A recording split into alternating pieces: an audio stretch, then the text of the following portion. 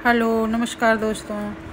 हम लोग सतना के लिए निकले ही थे कि हमको रास्ते में पांडव फॉल दिखा। हमने पता तो कई लोगों से किया था फॉल के बारे में, क्योंकि मध्य प्रदेश में कई सारे फॉल हैं, लेकिन सभी ने कहा इस समय पानी सूख गया है, नदियों का कम हो गया है, कोई फ़ायदा नहीं जाने का, या फिर अच्छा नहीं रहेगा। जिस भी कारण से हमने मिस कर दिया देखना। लेकिन रास्ते में जब ये पांडव फॉल दिखा, और इसको पांडव गुफा भी कहते हैं, तो हम लोगों से रहा नहीं गया। हम लोगों ने खट से तुरंत टिकट लिया, और साथ में एक गाइड भी मिलता है आपको, उसी टिकट के पैसे में उनका पैसा इंक्लूड रहता है। तो हम लोग आ गए बस पांडव फॉल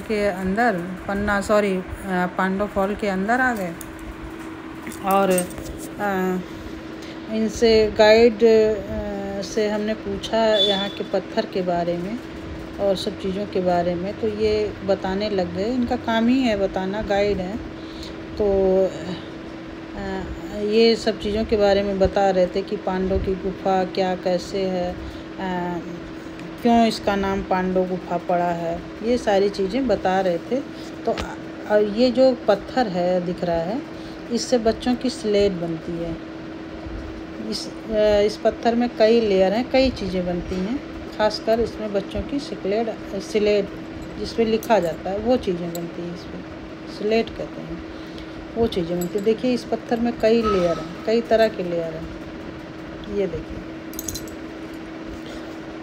और आगे हम गाइड से बात करते हैं, पूछते हैं कि इनके बारे में, फॉल के बारे में कुछ ये बताएंगे। तो आप लोग भी सुनिए और फॉल का आनंद। दो प्रकार के वाटरफॉल्स होते हैं। हाँ। जो प्लेस है, जिस प्लेस का नाम पांडव फॉल है, जो कि टाइगर रिजर्व का ही पार्ट है। हाँ। अमूमन हर एक टाइगर रिजर्व में विजिट करने के लिए 2 पार्ट्स है, core zone and buffer zone.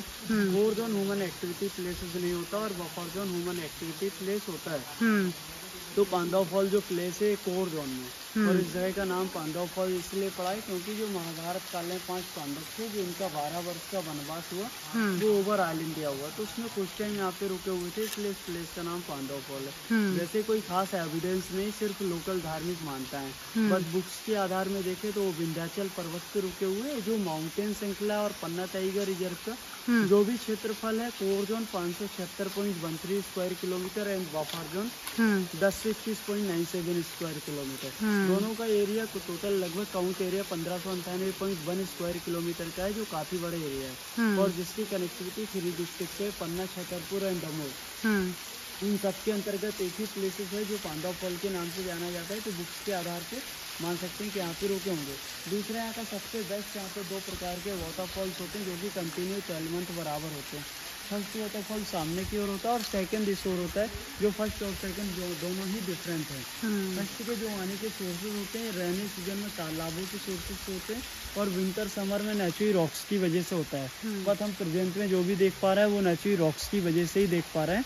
तो अभी का जो वाटर होता है वो ग्रीन और क्लीन साफ पानी होता है। बट जो सेकंड होता है स्प्रिंग वाटरफॉल, ये फर्स्ट से पूरा डिफरेंट है। इसके ऊपर पूरा एरिया डाई फॉरेस्ट एरिया है, सूखा एरिया है।